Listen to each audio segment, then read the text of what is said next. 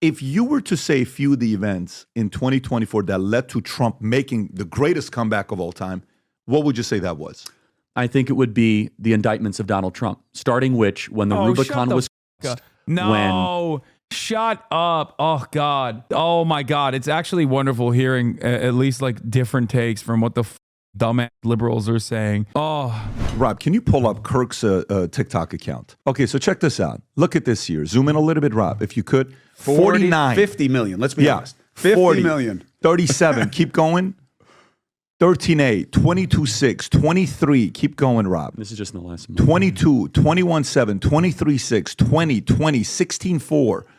Go a little lower. 9.2, 8.5, 14.3. 60 million views on a daily basis, okay, while you're going through this. Now, Charlie, there's Instagram. That's a different audience. Mm-hmm. There's YouTube, different audience. You got radio. Yep. Syndicated, different audience. When you're in the streets or you go places and people say, hey, I watch your stuff on radio, I watch your stuff, I listen to your stuff on radio, I watch you on YouTube, I watch you on Instagram. Gotta be TikTok. How often do you hear TikTok? TikTok is 80% of the unbelievable. And, I hang out in the streets a lot. That's what I'm known for. No, but let me say a couple of things on TikTok. I'm blown away by this. And look, we do a lot on social. We do a lot on podcasting, and praise God, the podcast is doing really well. So we were trying to get... By the way, he's being modest. It's a top 5 podcast on Apple and Spotify right now while we're speaking. Right now, if you look at him, he's top 5 Apple and top 5 Spotify. Please continue. Thank you. Yeah. And so we've been trying to get on TikTok for a while. And TikTok had a censorship regime that... I'm so sad. I'm so discouraged. It's just, there is no...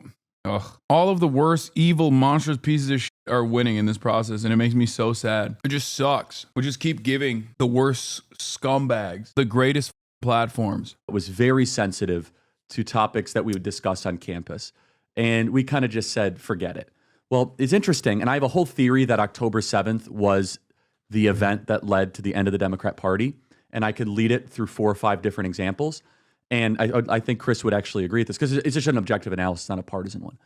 And the buried lead of the October 7th was that it got TikTok banned. And remember, the TikTok ban stalled based on just China concerns. But TikTok was the hub of a lot of the anti-Israel sentiment that was brewing with Gen Z. And then all of a sudden the TikTok ban got resurfaced. Mitt Romney said at a security conference, we are banning TikTok because it is sowing anti-Israel sentiment in the United States. So TikTok gets banned, and our team, we had this idea like, hey, TikTok is in a place where they don't want to get banned with an incoming administration. Let's send out a tweet saying, hey guys, let's do one more chance. If you treat us fairly, we'll become TikTok's like biggest right-wing fan, right? And I will talk. And they reached out and they were great. They said, here are our rules. We will transparently enforce them.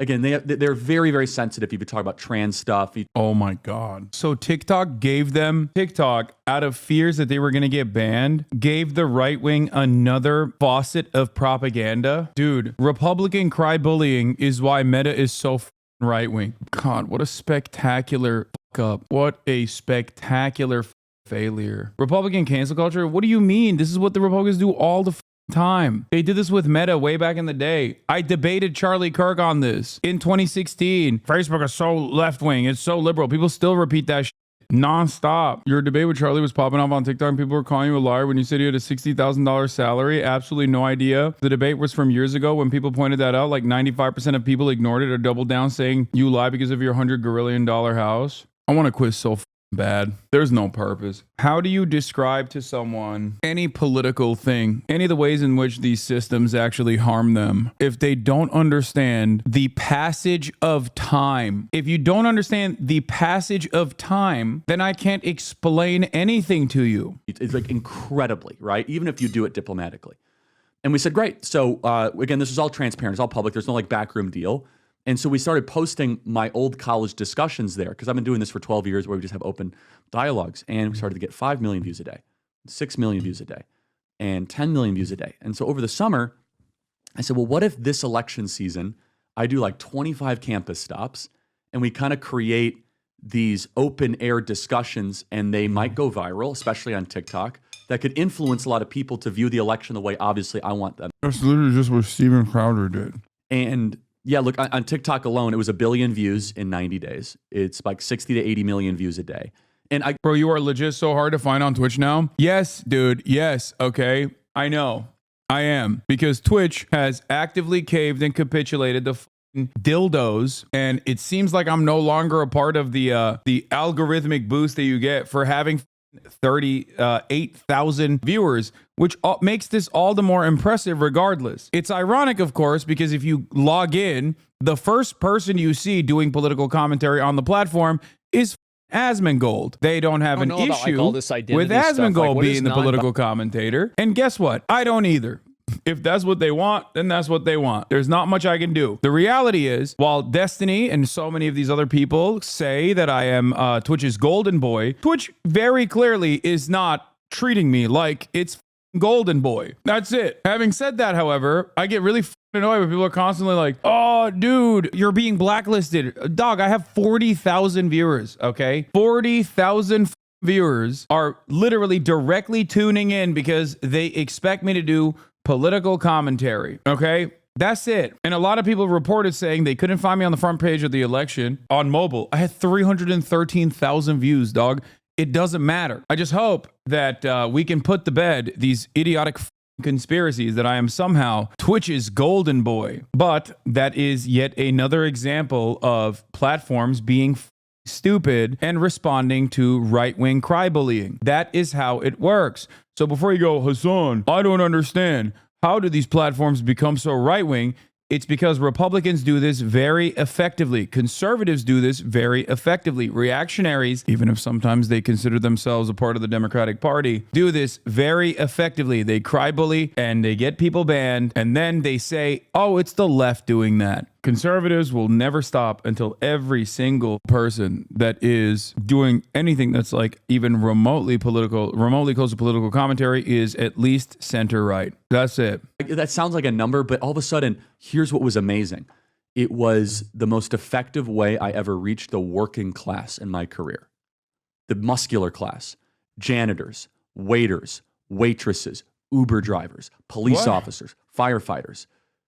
Even more so than YouTube and Instagram, for whatever reason, something about TikTok really reaches people that Donald Trump was trying to win 10 or 15% more of. And final thought I'll make on this.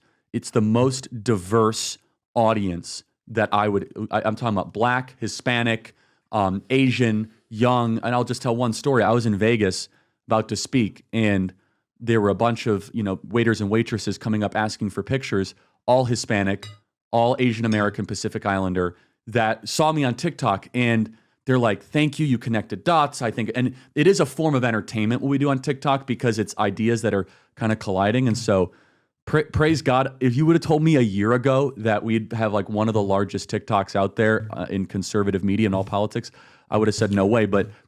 And we could go whatever direction you want, Pat, but I believe without the horror and the tragedy on October 7th and the events that came subsequent.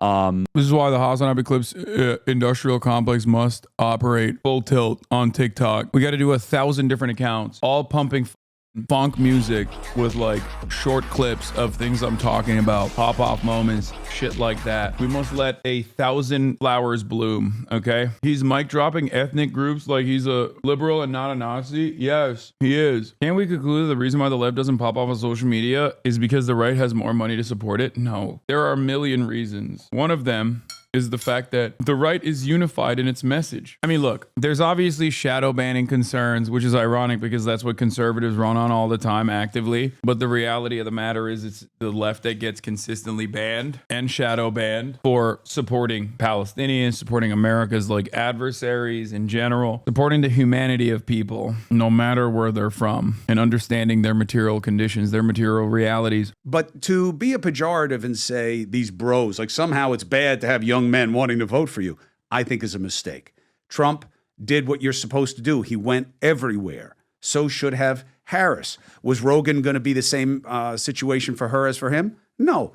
But that's the way it is. When Donald Trump at some point decides to come on News Nation and sit down, it's not going to be like he's sitting down with Newsmax or Fox News. But you take it. The audience gets where you are. He'll love it, though. That's the thing. He likes to be challenged if it's done from a good place in good faith. Was Sometimes. he invited? Oh, yeah. No, as long as Yeah, I as long invite as him it's not all cheap. the time. If I it's not invited cheap Harris. shots, though, he likes it. I agree, although he And likes, I think he you- likes to deliver a cheap shot, by the way. Fair enough, but I think you'd do a good job if you came from a perspective of you want to make sure the American people have clarity on what he believes. Right. My point is, look, I think he needs to sit down. Here's my feeling about it, okay? Let's move on. The Democrats have to process. The Republicans had to process in the midterms. Process. Figure it out. Figure out what you want. Don't get overwhelmed with blaming things as some kind of battle of agendas, which is what the left is doing. But that's their problem. We have to be focused forward. Trump should be talking about. Isn't it great that all the liberals are united with the far right and they're united in their hatred of the left? Guys, you know who the real problem is? The far left, the extreme left, which holds like zero motion in the Democratic Party. Can I stay on this topic? I want to stay on this topic. And Sure. I want to get your expertise on this topic. So the reason why I'm talking young voters, and we're staying here with the young voters topic. Bobby coming out, that alliance. Tulsi, Musk coming out. Musk's 2.1 billion impression on X. Rogan's podcast. Assassination attempt. The younger voter going out there getting the TikTok folks. If you were to say a few of the events in 2024 that led to Trump making the greatest comeback of all time, what would you say that was? I have to pick a couple. The first of which was Elon Musk's purchasing of Twitter, and I believe that for many reasons because it allowed for. You put that as one?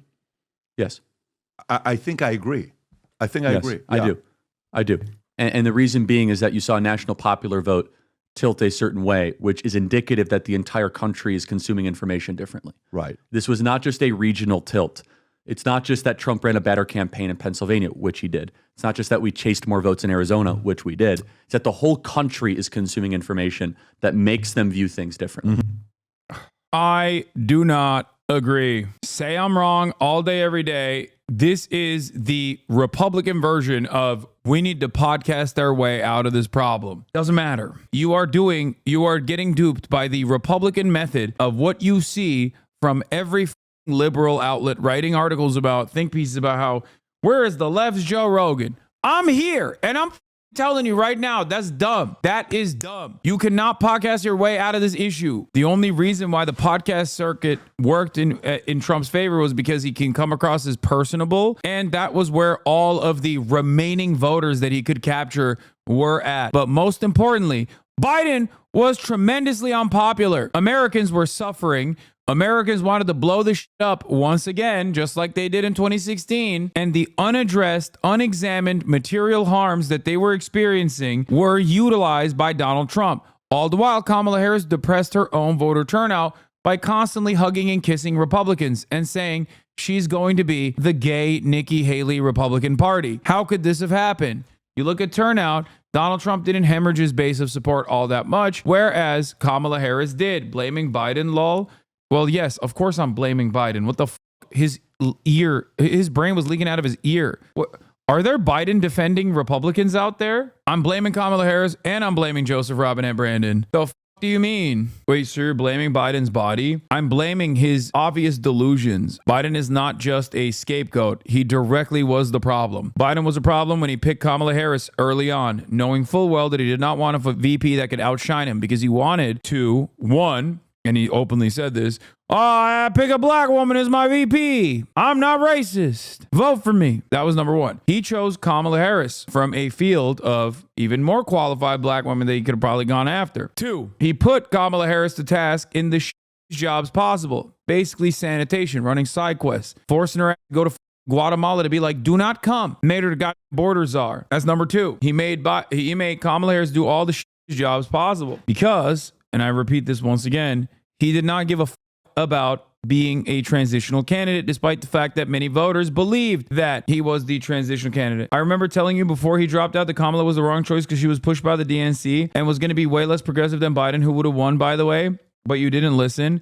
Yeah, I said at the time that Kamala Harris is the best possible route here, and because there was no other alternative, and there wasn't enough time to run an open primary. A lot of people fantasize about an open primary And maybe it could have been successful. Maybe there would have been a stronger candidate. There definitely would have been a stronger candidate from the open primary. I will admit. I just don't know if a better candidate from the open primary would have been able to defeat Donald Trump in such a short period of time. Because at the time, the Democrats were offering some level of, stability and being the adults in the room. Turns out people didn't give a shit about that too much. Anyway, listen, it's not about having an open primary. There should have been a primary. That's it. Biden shut that off real quick. Then, foolishly enough, they did an early debate where the entire world found out, oh my God, the leader of the free world is brain dead, like medically brain dead. He still refused to drop out. Then he dropped out and tanked Kamala Harris's chances every step of the week, every step of the way. Did everything in his power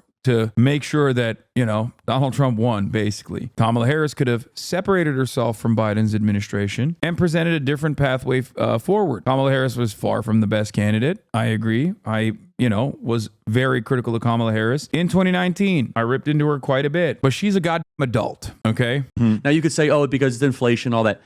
Sort of. But national public polling shows that there was this moment where the country started to care more about immigration. The country started to care more about what's happening in Ukraine. Public attitudes were changing, and I believe that is because we had a platform that finally allowed freedom of speech, because all the other ones were clamping down on it. So I think that's number one. And then number two, I think it would be the indictments of Donald Trump, starting when the Rubicon was crossed. No. Shut up. Oh, God. Oh, my God. It's actually wonderful hearing at least like different takes from what the dumbass liberals are saying. Oh, what a breath of fresh air, dude. That's amazing. I'm glad that I'm at least hearing something different. Fareed said the same thing. Yeah, dude. People were really, really invested and tapped in to the comings and goings of Donald Trump. They actually thought, they're not coming after Trump. They're coming after us, but he's in the way. That's what they thought. Yeah, it's like saying Roseanne Barr endorsements were what really moved the needle in Trump's direction. Alvin Bragg indicted Donald Trump in New York for this ridiculous, just concocted pile of garbage that no one could explain.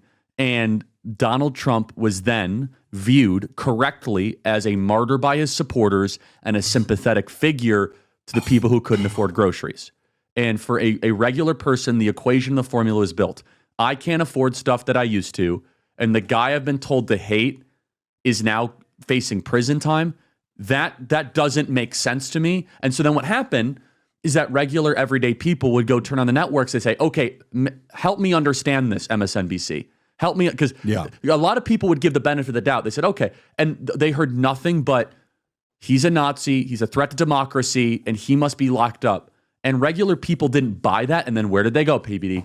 X, to Twitter. And they saw a different story. And so I could keep on going. And then finally, the day, what day did... Dog, people didn't even give a fuck that Trump got shot. Shut the fuck up. They literally don't care. They were like, one party is not...